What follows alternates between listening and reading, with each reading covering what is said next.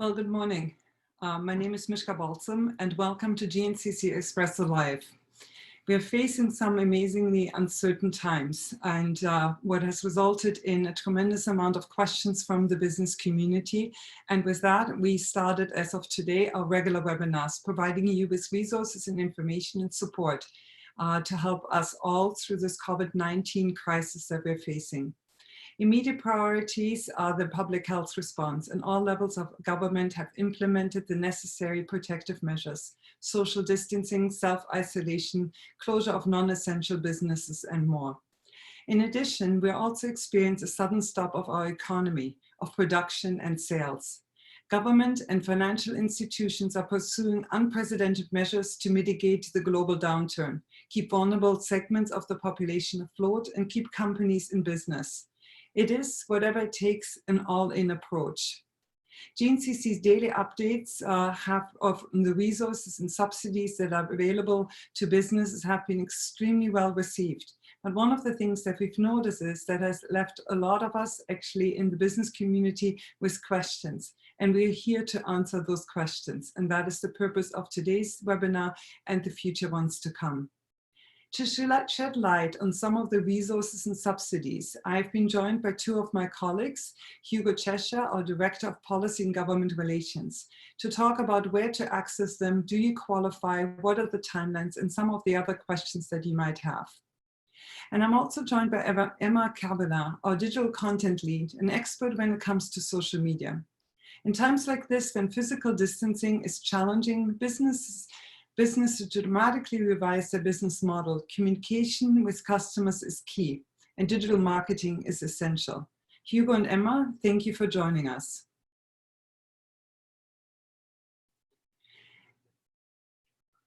Zoom technology, the one that we're utilizing today, is actually one where I can see most of the participants or the attendees that are part of this.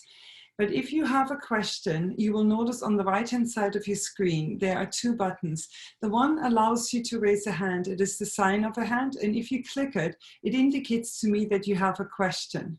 The second option is that there is a box where you can type in any questions that you have, and we can see it, and we'll do our best to get to it. In addition, we've had a number of people who've actually emailed us questions ahead of this webinar, and we will try to get to those ones as well. This webinar is being taped and will be available to all attendees, as well as it will be available on our website at the end of this day, or right following this webinar. As the first question that has come to us from Sarah, and for you, Hugo, it's a policy question. It says, the GNCC has posted about a work-share program with EI. How can they take advantage of it, and where can they find more information on it? Hugo, over to you. Oh, thanks. That's a great question. So this is a voluntary program which you can use if you need to reduce employee hours. Essentially, what happens is if you have multiple employees, you can reduce their hours by up to 60%, and employment insurance will close the gap, either completely or partially, depending on their income.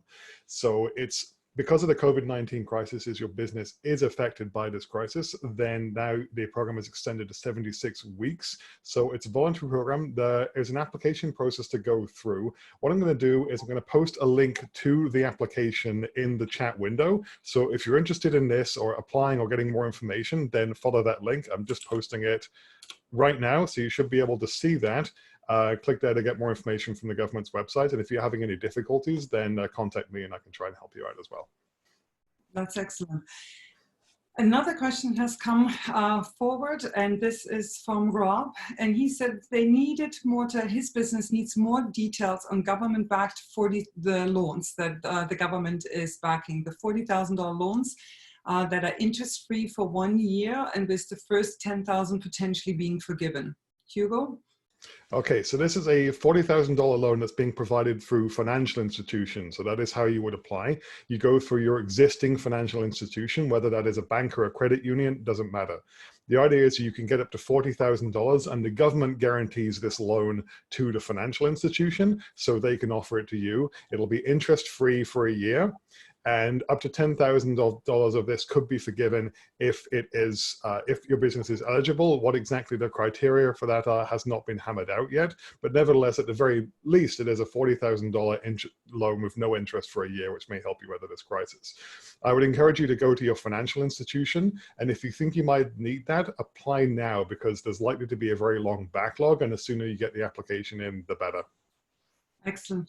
That was actually one of the follow-up questions, was when can they apply? And the second question was also, does it apply to credit unions or only to banks? Yes, it is credit unions as well. Whoever your existing financial institution is, bank or credit union, they will be able to help you with this. That sounds great. Emma, this one is for you, the importance of marketing, but especially they're saying marketing during the spread of coronavirus, COVID-19 for small business makes it difficult. What should they do? What should be their priorities when it comes to actually their marketing messages?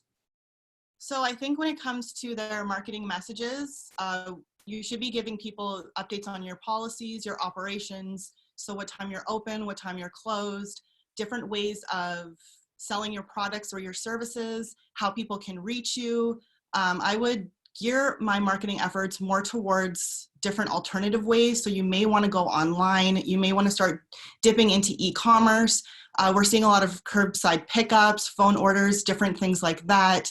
Try to collaborate with other businesses in the region to try to get your word, to spread the word out there about your business. You could also look at campaigns or posts that are going out in the next couple weeks or months. They might not be relevant at this time, so it might look a little bit insensitive. So I would look at those and see if those still need to go out. Also look at social listening tools. So you can look at different keywords that are out there a lot on Google or on social media to kind of see what people are talking about currently, because you want to stay relevant consistently, because this is always changing. You always want to be changing and adapting as well. Okay, that's excellent. There's a question from Paul, and Paul, this one, Hugo, is for you. The online access to Service Canada is not working, and we have heard this from quite a number of employers. Phone lines are jammed, and in some cases, the EI claims are being rejected. Where do they go now? What tools do they have available to them? Yeah, it's a very good question. And unfortunately, it was fairly predictable that this was going to happen with so many people now out of work or laid off and so many new programs going on. It was perhaps inevitable that Service Canada's website was going to be overloaded, and the same with their phone lines as well. So a lot of people are having difficulty getting through, and sometimes the website is not loading. Right now, I believe they're trying to add capacity, and this was one of our suggestions as a chamber very early in the COVID-19 crisis, was that the government would need to add capacity to these systems. For now, I can only advise to be patient. If you are having real difficulty getting through, then your local MP's office may be able to help as well. If you don't know who that is or you need help getting in contact, please send me an email, hugo@gncc.ca, and I'll be happy to put you in touch. Bear in mind, they are very busy right now as well, so it's simply a case of systems being overloaded. We'll help you out whenever we can, but again, in terms of applications, the sooner the better right now, just because of how busy these systems are. That makes sense. Patty Clydesdale has written in a question, and she is asking, what would you recommend we as employers do to help us decide which COVID programs are right or best for our business and our team? And Hugo, that would go to you. That was for me? Okay. So it's essentially a question of what are you eligible for? What are you looking to do? So if you are looking to downsize your staff, then the work sharing program would be useful. If you're looking for credit, then there are the financial institution loans. There are also loans available through BDC as well. If you're an agri-food business, then Farm Credit Canada has additional loans and resources there. And there are other programs as well, such as there are municipal property tax reliefs, there is HST deferral, and so on and so forth. So it really depends on what line of business you're in and what you're looking to do. I would encourage anyone with more detailed questions on this to contact me. My email, once again, is hugo@gncc.ca, and I will put this in the chat window as well. And if you need any more concrete guidance for your particular situation, then I can help you steer through some of these programs and find the ones that are most appropriate for you there. It's really on a case-by-case basis. So please do get in touch if you're confused. I fully actually agree with what Hugo just has said. In so many cases, we've been contacted by businesses, and the answers are so specific to their specific type of business and industry that they're in. So please feel free to contact any one of us at the GNCC if you have questions as such.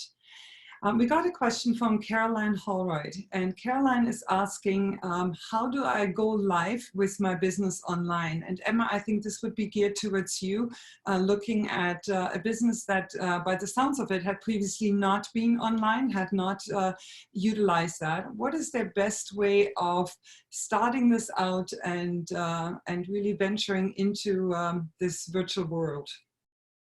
Yeah, so I think going online, even when we don't have this situation going on, is really important for your business.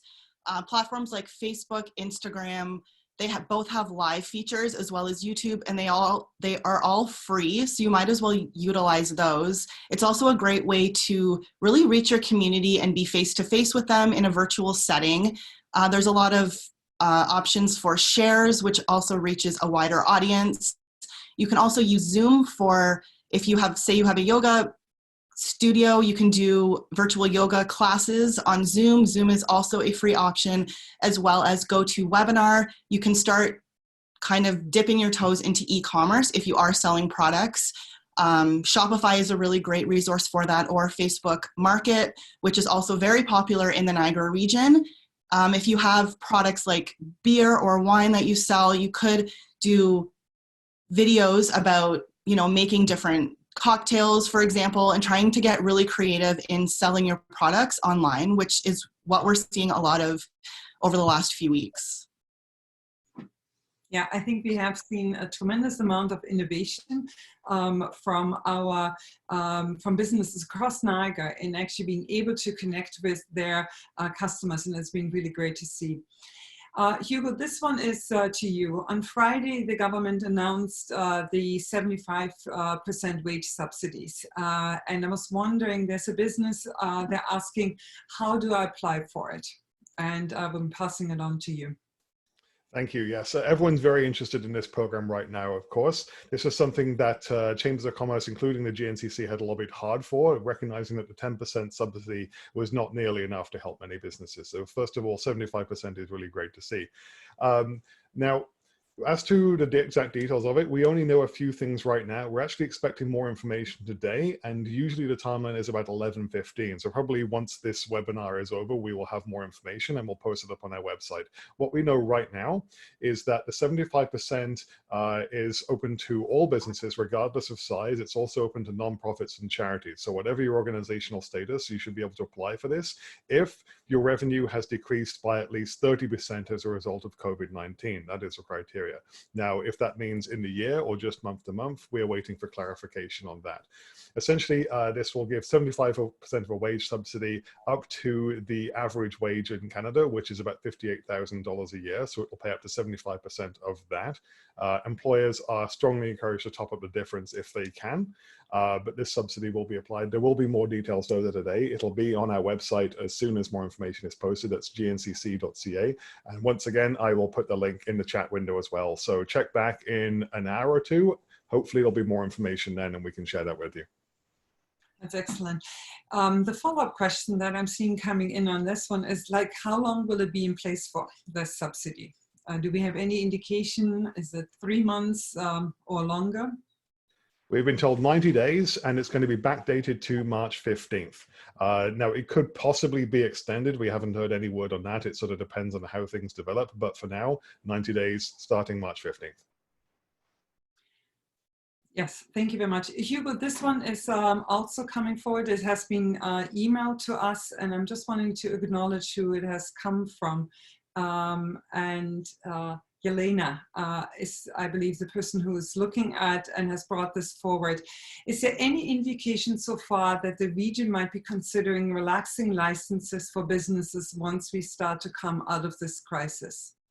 And some of the licenses are cost prohibitive for smaller businesses, and it's a burden sometimes for them to have to not only deal with it, but also the cost aspect of it. So this is really looking at what the local government and the municipal governments are doing to support businesses during this time. Certainly, it's an excellent question, and I think it's indicative of the way that crises like this often shine a spotlight on the things in our society and our regulations that are broken and don't work very well. And certainly, business regulation and licensing could be said to be one of those things. So far, what we've seen from local governments has all been about tax deferrals and avoiding late payments and interest charges on property taxes, water, and wastewater.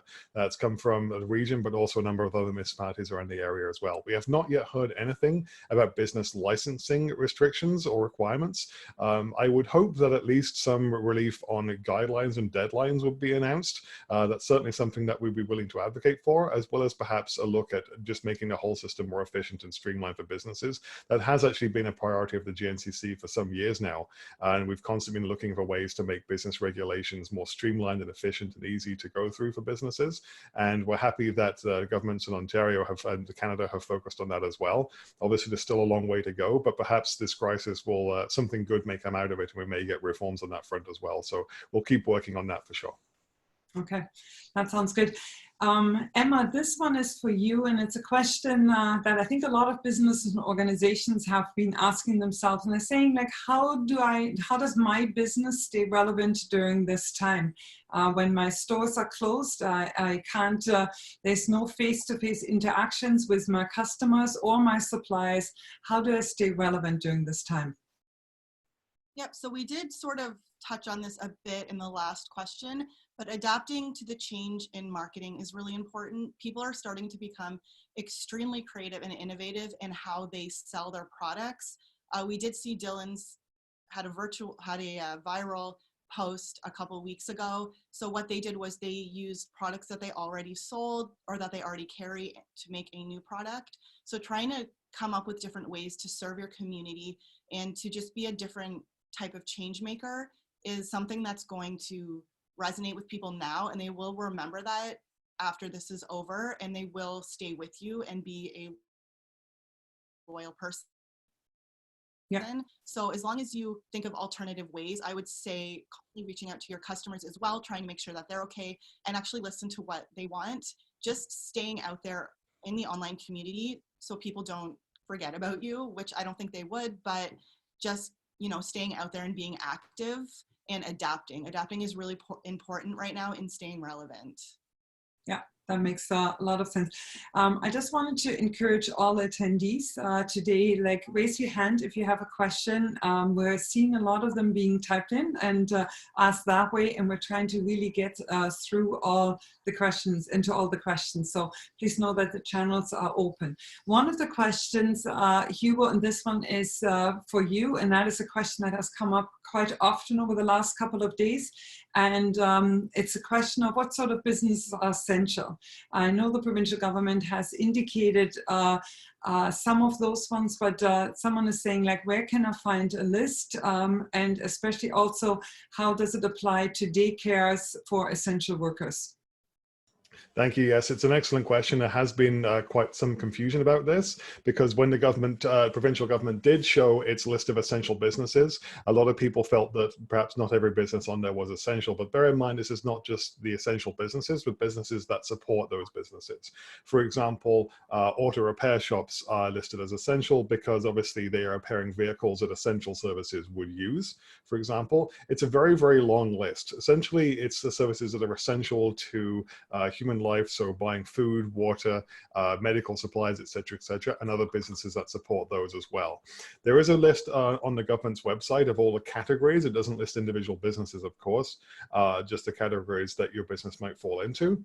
But what we've done as well is mirrored it on our website, because the government's website has gone down a couple of times since it was posted, and everyone tried to get in and have a look and crash the system. So what I'm going to do again is I will post a link to the mirror on our website, so you can check that out.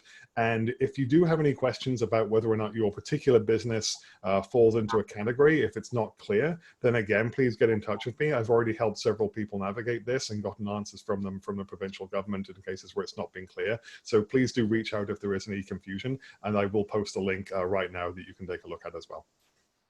And then there's a follow-up question about construction, the construction industry specifically. There is some pressure from the government to make some changes to that. Can you touch on that particular category?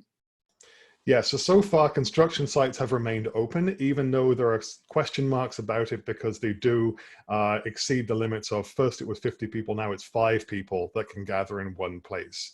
There is more attention being paid to construction sites recently in terms of cautions because the provincial government seems to be under some pressure to close these down. So right now they're remaining open. Obviously, guidelines are in place. Everyone should be practicing social distancing as much as is possible on a construction site, but that may change. So if you're in the construction industry, I would keep a close eye on this and be prepared that the provincial government might shut down construction sites on fairly short notice if pressure builds up on them to do so. But right now they remain open though.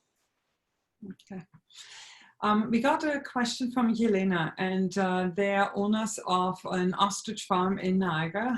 She outlines in here the cost of feeding the animals and the need of labor, water costs, food costs, and others. And for now they are closed. And she's specifically asking if there's any special support for farmers with livestock. And if there's, and I think we see a few industry-specific questions are coming forward, but specifically when we're looking at farmers and farmers that have livestock. Yes, there are specific supports available for the agri-food industry as a whole, and those programs are being delivered through Farm Credit Canada. They essentially take the form of more loans so far. The government has not been very keen to give out actual grants, like straight up cash money to businesses, but they have been very generous with new loan programs. So if you are in the agri-food industry or you're running a farm, any kind of farm, whether or not you have livestock, you should be eligible for these programs as well. I'm going to put up a link again to Farm Credit Canada's site that can help you go through these loans as well. And again, as I said before, with many of these other programs, if you're going to apply now, because the backlog is going to be significant. And once again, I can help you navigate this if you are having difficulties as well. So I'll post that link for you right now. Thank you very much, Hugo. Emma, this one is for you, and this is from a small art gallery owner in Niagara.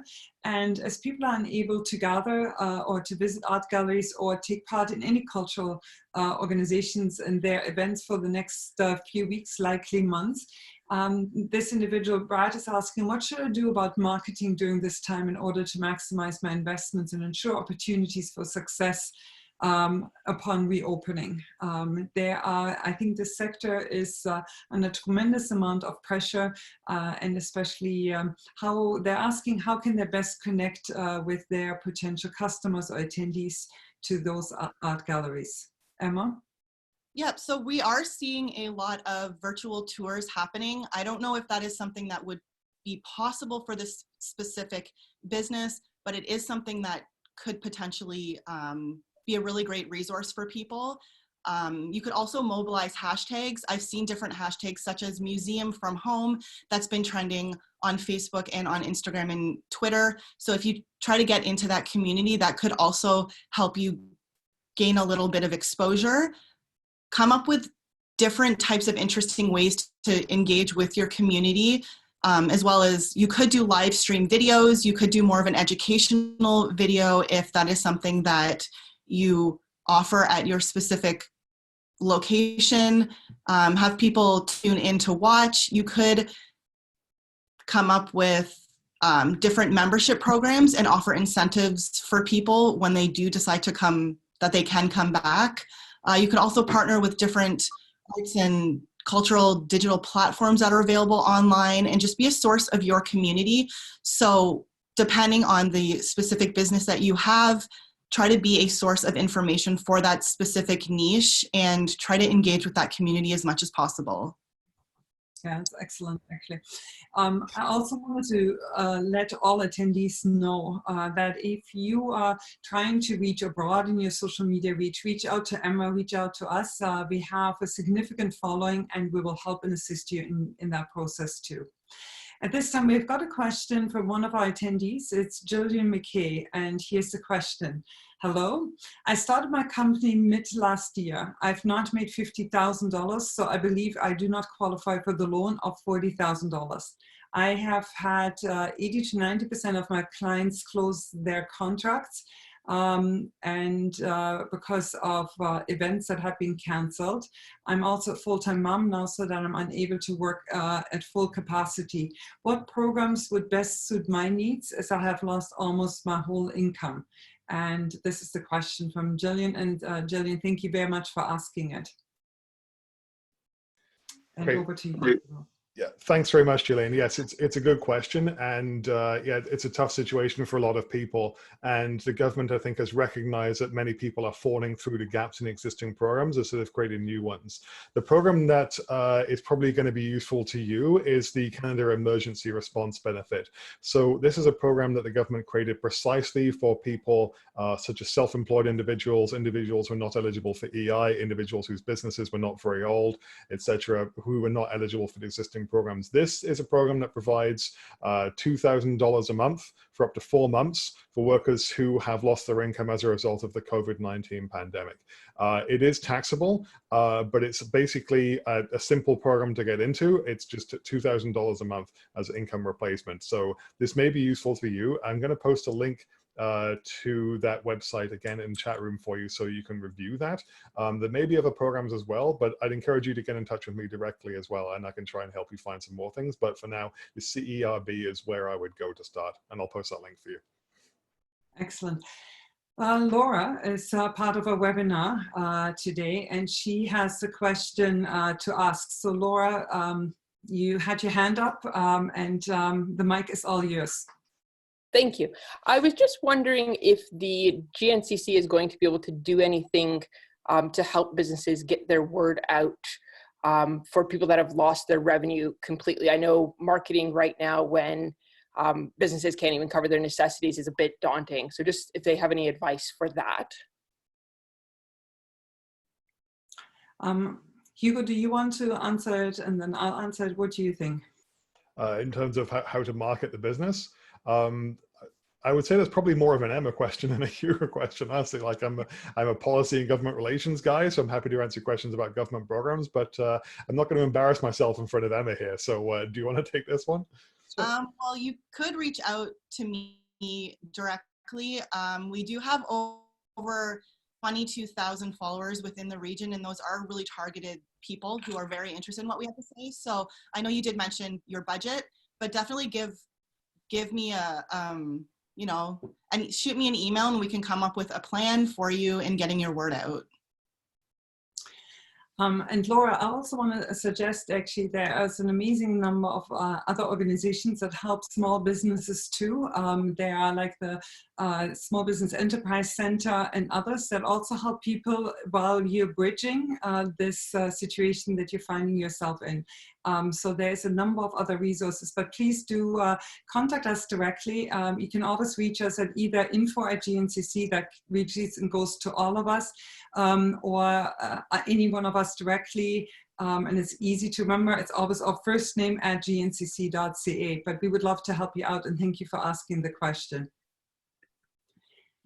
Going back to this one, and Emma, this one is for you again too, and it really shows on how many people and how many businesses are trying to reach out to others. This is another question from a solopreneur who's looking for offering services virtually. I know you've touched on it, but maybe if you can take a look at it, maybe the role of Facebook Live, maybe even webinars and blogs, anything that you could help this individual with. Yeah, so when starting Facebook Live, just a few tips that I would say is just try to promote before as much as possible. Try to get as many people as you can on your webinar. You could also make sure to check your analytics. So if you are starting to do that, look at what time of day and what day of the week your audience is most online. And you're going to want to do your webinars or your Facebook Lives or Instagram Lives or YouTube Lives at that exact time that people are online. Also make sure that there's no distractions around you, good quality video, good quality sound, and then make sure that there's time for questions at the end. I think Facebook and Instagram Live is such a really amazing free way to become face-to-face virtually with your community. When it comes to blogs, I always suggest blogging no matter what. It does increase your SEO, so when people are searching for your specific niche or your specific business, you will be one of the first that comes up in Google search. That's right. This one is from Liza. Liza, thank you for joining us. And Liza's question is, I own a hair salon and a spa and wonder when I can reopen my business again and what will it look like at that time. I have 8 employees and I would like, and Liza is probably in the position of wanting to stay connected to our employees and giving them a sense as well of what does the short-term future look like. Hugo, I'm passing this one on to you. Thank you. Yes. Well, this is the question on everyone's minds right now. When will this all be over and when do things go back to normal? The answer is I don't know. But I'll try and shed some light on this. So right now, China has started to see their caseload drop. They are seeing some days pass out with no new infections. And as a result, they're starting to relax restrictions. So if this goes well for them and there is no secondary wave, this gives us an indication of how long this is going to last. And it's probably going to be a few months, I would say, at this point. However, if China does suffer a wave of secondary infections and has to lock things down again, that could be a much longer period until there is a vaccine found, which could take perhaps up to a year. Obviously, we hope for the former, but I would be prepared for this to be over not in a matter of weeks, but months. The government of Ontario has announced, unsurprisingly this morning, that their 2-week emergency has been extended again, and there'll probably be more extensions of that to come as well. So I know this is not good news and probably not what you want to hear, but I wouldn't plan on being reopened again anytime soon, unfortunately. I think this is the difficulty that businesses are facing. We have Richard. Richard has a question, and Richard, the mic is all yours. Thanks very much. You may have answered this earlier and I may have missed it, but the announcements by the government in terms of the programs for small business and the assistance that's offered, it's very confusing to try to find where and how to apply for these. Is there any specific place that we can go? I've gone to all of the government websites, and all it is, media announcements at this time. And, we're now facing, April rent and operating expenses, and our business is completely shut down and has been shut down since the beginning, as I own a restaurant. Yeah, Richard, I honestly feel for you, and I feel for the difficulty that you're facing at this time. Hugo, do you want to look at that again? It's again the question, and I think it's a very relevant question, is like, how can employers access the funding that is there? How quickly can they access it? And how do we best assist them as we are moving through this very difficult, unprecedented time? Hugo? Yes, thanks very much. So it depends how quickly you can access the programs, and how to access the program depends on the program itself. So the existing 10% wage subsidy that was announced before the 75% one was pretty simple. You didn't have to apply, you just changed your withholding, and that would take care of it. The same is true as well for a lot of the HST allowances that are being put in place right now as well, just to withhold them, as opposed to credit, which you would actually have to apply for. I realize that this is very confusing right now with all these new programs being announced and being changed very quickly, and government's websites are often down. So what we've tried to do is put all of the resources available to business in one place on our website. And I'm going to post a link again to that page in the chat window so you can access that. Obviously, we try and keep that as up to date as possible, and we try and have direct links to application sites and the government's information sites, as opposed to the media releases, which is what you often get when you Google these things, because news is coming so quickly on this, and we've realized that's a resource that businesses need. So it's there to try and guide you through these things. And again, if it's not enough, if you still need more help navigating these many programs, and I totally understand if you do, because there are so many and it's so confusing and things are really backlogged right now, then again, don't be afraid to reach out personally, and I will try and help you. I've helped many people already get through this, and that's what we're here for at this time, just trying to help you get through this. So I'll post a link, take a look, and if you need more assistance, absolutely reach out anytime. Yeah. Richard, honestly, we're here for you in any way, shape, or form that we can assist you. We have a team of people. We work remotely and have been working remotely for the past 2 weeks, but we're really well connected and we'll follow up. We really are here. Utilize us so that we can help you. This is a question from Kevin Peters. And Emma, I think this would be directed at you. Would continuing to promote my business during this time be seen as insensitive? And over to you, Emma. Say no, because everybody is essentially in the same boat, and there are so many people right now who do have businesses, and I don't see an insensitivity in promoting that. I think that is respectable of you. You just have to make sure what wording you use. So make sure, I would say, try to avoid being too salesy, if that makes sense. I know that that is the goal right now for a lot of people, but you could just try to pivot those words and use words that are a little bit more valuable for people. So instead of just straight up sales pitch, try to kind of either give people a little bit of information first, or you could even do some sort of deal. But I would definitely say no, it is not insensitive. Like I said, everyone's going through this. Just try to make sure that your wording is appropriate at this time. Yeah, I fully agree with what Emma is saying. One of the techniques that some other people have utilized as well was actually to give people a sense of what your business looks like right now. So for those of you who can see us on the screen, we're all sitting in our home offices or somewhere at our dining room tables conducting this business, but showing that personal side of your business, of your life and your colleagues often helps significantly. And all of us in each company is doing something to overcome this health crisis. Even letting people know about those aspects of it is very helpful. Hugo, this question is coming from Allison. This is regarding defining the revenue dropping 30%. Hugo, you mentioned there will be more announcements from the government shortly. Today is when they're planned for, but I'm wondering, what is your best guess on how we will measure this? My revenue has not yet dropped 30% in this short amount of time, but it will dive drastically in the next few months since I'm not taking on any new contracts. And I think that's a very valid question where people are saying, like, do I need to delay my application until I can show that I am experiencing 30% drop? Thanks very much. And yes, it's a question I've heard before as well, as a lot of people are wondering what that 30% number means. How long is it? How long a time period is it measured over, and when does it start, etc. Now, hopefully we're going to get more information on this today.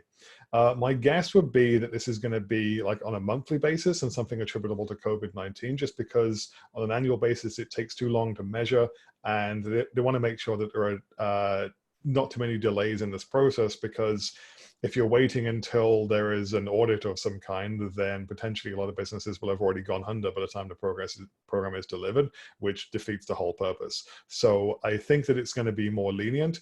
There are some groups that have raised what I'm saying, that it may be too lenient, and there may be some people who abuse this program. But I think that's the side the government wants to lean on right now, is towards being too lenient rather than too strict with these programs, just because it's probably better that a few businesses who don't need this program take advantage, rather than a lot of businesses who actually need the program are unable to. So I'm hoping that it will be something easy to apply for. We're expecting something today, potentially this morning, to come out, and then we'll post that as soon as it becomes available. Very good. Hugo, this is also a question on Shepherd, and that has come in and says, with HST payment deferral program, is the government still wanting the business to file the HST return on time without the payment? And I think that's a very good, again, it's one of those technical questions where people are asking, how do I best move forward on this one? So here's the question, do I still need to file my HST?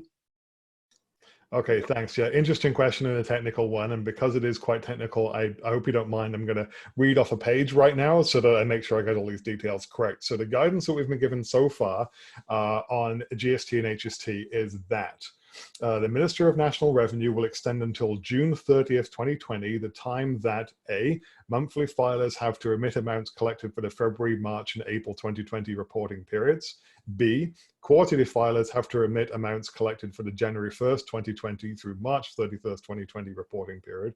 And C, annual filers whose GST, HST return or installments are due in March, April, or May 2020 have to remit amounts collected and owing for their previous fiscal year in installments of GST, HST in respect of the filer's current fiscal year.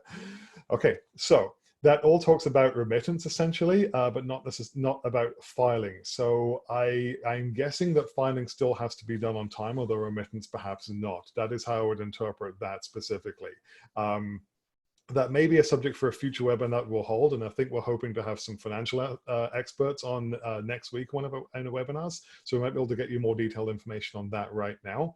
But for right now, it looks to me as though and I just want to stress I'm not an accountant or a lawyer, but in my opinion, it looks like it still has to be filed, although not remitted. So I'm going to post everything I just said again in the text in the chat window, because it was complex and I don't expect everyone to have remembered all the stuff I just said. I can't even remember it, but I'll post it for your information as well, and we'll get it up on our website as well. And I wanted to just say how much we appreciate these questions are coming in, because in our daily updates, and I encourage you, if you don't currently receive them, just go to our website, gncc.ca, and you can sign up for the daily updates as well. But we will follow up on some of those questions in details that we might not have at our fingertips, and we'll try to include them in the information that is already pertaining to that particular topic. So I really, really appreciate that. There was a question that came in, and I'm trying to see. This is Crystal. This is a comment or question that is coming in from Crystal Dacuna. Crystal, thank you for joining us today. She had indicated, and I think it's a really good point, she's saying helping is the new selling. The more you can educate your customer, for example, share design trends, cooking tips, money-saving tips, wellness tips, and other things like this, it is very helpful. Try to put yourself in your customer's shoes and share with them what you might be able to teach them about your industry during this time. The idea is to stay top of mind, and I think that that sounds actually exactly what is needed. I'm not sure, Emma, if you wanted to add anything to it, but I would assume you fully agree. Yes, I completely agree. I think right now is the best time to be educational and to provide different types of value for your customers. Absolutely. Yeah, I think it makes a big difference. Hugo, this one had been emailed to us yesterday. And again, it's the question, when is it appropriate to return to work or to reopen my business, was one of the questions. Yeah, it's a good question, and one that everyone wants to know, essentially, when will things go back to normal? So to elaborate on the answer that I offered earlier, which was essentially on when will this be open and when will this be over, when can I reopen? I would stress as well that the directive for when to reopen your business and to relax on social distancing and so forth, that direction has to come from public health. That's the only responsible decision to make. And of course, we encourage everyone to bear in mind public health first and foremost. Something I want to address at this point as well is that there is, particularly in the US and other places around the world as well, there seems to be this sort of this question of, is it worth sacrificing the economy in order to preserve public health from what some people are downplaying?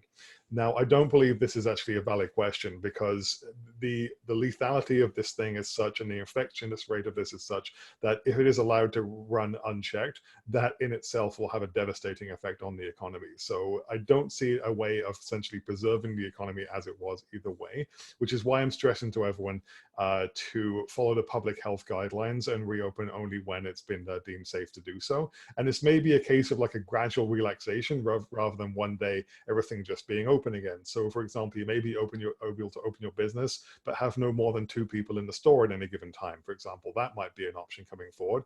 Or there may be guidelines set out as you have to mark your floors as to where people can stand to preserve social distancing. So there may be a gradual reopening rather than suddenly on all at once. And I would stay alert for something like that as well and be prepared for what those guidelines may be. This is a related question, and this is coming in from Scott, and he's saying, if I can do my job by myself in the office, can I still go to that office?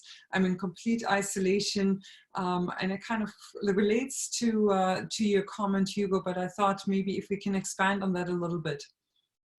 Yeah, absolutely. This is one of the first questions that we actually got once the list of essential businesses was announced by the government of Ontario. So we reached out to the government for some clarification. And what we got back essentially was that if you can go to your workplace without passing through any common area, and you are working alone without any other co-workers or employees of any kind, and if you can do your job without interacting with any other human beings, then you can still do that, because essentially you have self-isolated in your workplace as opposed to your home, but you're still isolated, so that is okay. The only trouble is when you have to interact with another person, if you have to go outdoors, if you have to pass through common areas, in which case, unless you're an essential business, that is a no-no. So basically, if you can do your job without interacting with or even seeing another soul, then feel free to carry on. But if not, then you have to look at that essential businesses list and decide if you fall under those categories or if you need to close. Yeah. And those are very, very difficult decisions, actually, for any business person to make. Emma, this one is to you. Again, it's the importance of how do I stay connected to my customers. And this particular person is asking, how can I maximize Google Ads and analytics? And I think this is a really interesting one, because there's a lot of messages that are out there right now on social media. But how do we know if that, and especially businesses who are putting a tremendous amount of effort in it, how do they know if they're effective and if it's actually working for them and in the long term? So this particular person is asking, how can I maximize Google Ads and analytics? Over to you. Sorry, yes. Right now, I think the best way is to do a lot of research. I think Google Ads and analytics are really important right now. So based off of your analytics, you could look at your analytics from last quarter or last year to see sort of what your audience looks like right now or what your success looks like right now. I would look at keywords. I would look at trending keywords at this point, what people are searching for, Google Trends. Those are both free options. So to maximize your ads, look at what people are actually searching so that you can get in front of their eyes, essentially. Yeah, I think that's a good point. And again, and here is a follow-up question, and this is coming in from, it looks like from Coach Coburn. It's all the indications that I have here, but it's asking, what does success look like? Again, it's around how do we measure it and what can I expect during this period of time? So, and I think I've spoken to some businesses, and as they're moving over to more online, to more virtual sales and others. And I heard from quite a few business people saying, like, how many people should I have in place with it? What kind of success can I expect? And again, how do I measure it? Because here we see businesses really changing their overall business model around. Emma, what does success look like? How do they measure it? So I think for each individual business, success is completely different depending on what your goals and your objectives are. So some people are looking for brand awareness at this point in time if they can't sell anything. Some people are looking at sales if they do have an e-commerce store. So just depending on the type of business you have, I think success looks completely different for everybody. Success could also be related to the input from your stakeholders and what they are looking for, and understanding what what the role of social media and digital marketing has in your whole marketing ecosystem. So success is basically different for everybody. I don't think that there's necessarily a specific guideline at this point in time. And I think it's a really good point. We heard Caroline has just typed in a message and asking us to just say, what are Google Analytics, or what is Google Analytics? Emma, do you mind taking a minute to just explain how business can use it, what it is, and how business can use it to their advantage? So Google Analytics is essentially connected to your Google account and your business account. So it shows you pretty much your ideal customer online. So from their age to their gender, to their preferences, to their behavior. So if somebody is more likely to click on one of your advertisements and actually buy something from that ad, your Google Analytics will show that. So this essentially allows you to really narrow down who you're talking to so that your message isn't being sent to everybody, because when you're talking to everybody, you're talking to nobody. So it gives you the best return on investment with your advertising dollars, because it is going to those exact people. So you don't want to be talking to the wrong people, and Google Analytics will tell you exactly that. It also tells you the best time of day that people are actually online and things like that, as well as the budget of your potential customer. So it's actually a really powerful and amazing tool, and it is at all of our fingertips. We just have to know how to search for it, and it is right in your Google dashboard. So it is easy to find. It does take a little bit of getting used to, but it will show you exactly who is looking at your content. And if anyone needs any help with it, please feel free to contact us at the GNCC, and we'll be able to help you out with that. Now this one, Hugo, I think it goes more your way. This has where Peter is saying the supply chain looks like he is an exporter. Supply chain is critical. What can I expect when it comes to this particular topic? And I think he's touching on something that is very critical to a lot of businesses, to actually all of us. If I can pass it on to you. Yes, absolutely. Thank you. So obviously a grave concern right now, but from everything that we're seeing, the government is really, really keen to keep supply chains open at all costs. So you will have noticed, for example, that a while back when they closed the US border, it was closed to recreational and tourist traffic only. People traveling for essential work and the movement of goods was absolutely preserved. That is still going on. And we're seeing the same, for example, with temporary foreign workers. So although we closed our airports and our ports to people coming into Canada, there was an exception made for temporary foreign workers, although they do have to self-isolate for 14 days after they arrive in the country, because the government knows that they are essential to the agricultural program. So the flow of goods and supply chains should remain open. If you are experiencing any interruptions in your supply chain due to shutdowns or legislation or closing borders or anything else like that, then please do get in touch and let me know, because we would love to pass it on to government. We know it's not their intent to close any supply chain. So if any legislation or any decision is having an impact on a supply chain, they would want to know about that very quickly so they can address it, because from all the evidence I've seen, they want to keep trade flowing as much as they possibly can right now. And there's a follow-up question coming from Anne on the same topic, the idea of how the supply chain is possibly interrupted and how critical it is to all of us. And this one is asking us to expand on what are the export services that are available during this time. Yes, again, good question. So there basically, so far, again, it's been a case of increased credit being available to exporters. That's been delivered through EDC. And again, I can post a link to their website where you can get more information on those programs. I'll post it in the chat window as well. So there is increased credit available to exporters. As to what else is available right now, so far, just the general supports to all businesses that have been announced. If there is something that would help you specifically, though, and this applies to any business, not just exporters, but if there's something that would specifically greatly help you, then please do let me know, because right now the governments, both levels, the provincial and the federal governments, are looking for suggestions. And a lot of what we have suggested to them so far has been implemented and very quickly. For example, we asked for a 75% wage subsidy, and a few days later that was delivered.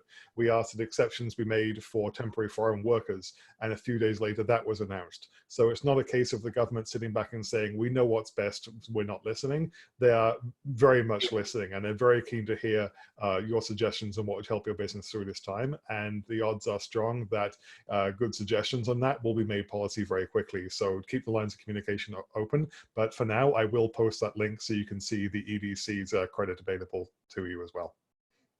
I can only second what Hugo has just mentioned. We have been through our affiliation with the Ontario and the Canadian Chamber of Commerce at the table, and in partnership with organizations across Canada when it comes to representing and giving voice to the needs of specific sectors and the needs that they have and that they need to communicate to the government. The government has been extremely responsive to that, and so the more information can filter our way, that is either in general or category specific or sector specific. And there's one sector specific question that has come forward from the tourism sector and tourism industry, specifically as it relates to help hoteliers. This particular person is indicating so far they have not seen anything from the federal government in ways of subsidies or loans for hoteliers who've been so hard hit, and what are we going to do about it? Hugo? Thank you. Yes, you're absolutely right. There has not been anything specifically announced beyond the general measures for all businesses so far. And we know that anyone involved in the tourism industry is going to be very hard hit by this crisis. It's not just the people not moving, it is the people being afraid to travel, ports and airports being shut down. This is going to be a very tough year for the tourism industry, and we fully understand that. So right now we're lobbying for some sort of specific tourism bailout package to be delivered, because we know that these existing programs, while they are very strong, are not necessarily going to be of help in an industry that is essentially going to be shut down by this whole crisis. There's going to be more needed to be delivered. And I'm confident that something will come through just because of how keen the government has been to help so far. As of right now, we haven't received any confirmation or anything like that, but we are continuing to lobby for that. Again, if you are in the tourism industry and you do have a specific policy idea that would help your business out, then I would strongly encourage you to bring that forward to me, and I can pass it on to the government as well. So if there's some specific idea that you have that would really help you through the storm, that would help your business still be in business a year from now, then the government would want to hear that. So please do get in touch. But we'll keep lobbying for some sort of tourist-specific initiative as well, like some sort of bailout package, essentially, that'll help the specific industry through this very difficult time. Thank you. We're coming close to 11 o'clock, but Richard has a question. And Richard, the mic is all yours. Thank you. Mine is kind of related to what the discussion has been, and that is with regard to the insurance companies. One of the biggest disappointments for me when we were mandated to close, I contacted my insurance company regarding business interruption insurance, and I was told that the pandemic was not considered a business interruption.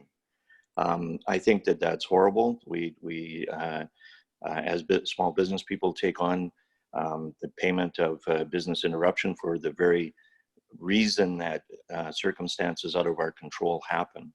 So I think, Hugo, one of the things that should go to government, they've involved the banks in the process of these credit devices to help small business, but there are other devices, including the insurance company,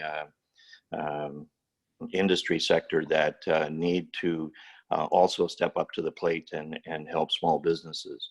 Particularly, I'm concerned what I hear when you say that we're, you know, I'm not in self-isolation. I'm social distancing, thankfully, but I still have to go and check on my facilities as a condition of keeping my insurance alive in case something does happen to that facility. And it's ridiculous. We're told to stay inside, but we still have to adhere to these policies that third parties have. So I don't know what you can do about that, but I present that as an issue. Yeah, thanks very much. I'm going to note this down because that is good feedback I can take to the government to encourage that. First of all, that there might need to be some regulations around what does and does not constitute a closure of business, especially as many insurance companies may be treating this as, you know, essentially act of God. and this may affect people's policies and coverage. And also, yes, you raised a valid point about some regulations requiring us to violate the social distancing norms that we've all been told are very vital. So that's excellent feedback, and I'm going to take that back. I wonder if we can perhaps connect offline. If you can shoot me an email at hugo@gncc.ca, and we can talk more specifically about this.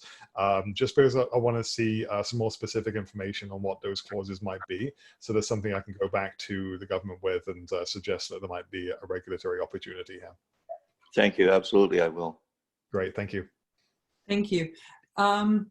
Just on this note, we're coming close to the end of it. I wanted to thank all participants. We had live here with us over 70 different business owners that actually took part in it. Thank you very much for your questions. We also know that this is not the end of the questions. You might have more, and please know that you can reach us at any time at info@gncc.ca or any one of our first names and then at GNCC.ca. Today's webinar will be available on our website, GNCC.ca, for you to access, and we can also email it to you directly. Many employers are facing especially changes to their own staffing, and also are having a tremendous amount of legal questions. On Thursday of this week at 10 o'clock, we are being joined by Cheryl Johnson with Sullivan Manny and Leanne Standick with Lancaster, Brooks and Welch to answer all the legal questions that you probably have. So please tune in. It's this upcoming Thursday in 2 days from now when we actually look and trying to answer all of your legal questions. Again, thank you very much to all of you for taking part in it. Please let us make sure to stay connected with you. We are here to help, and we really do care and how you make it through this very difficult period of time. So thank you.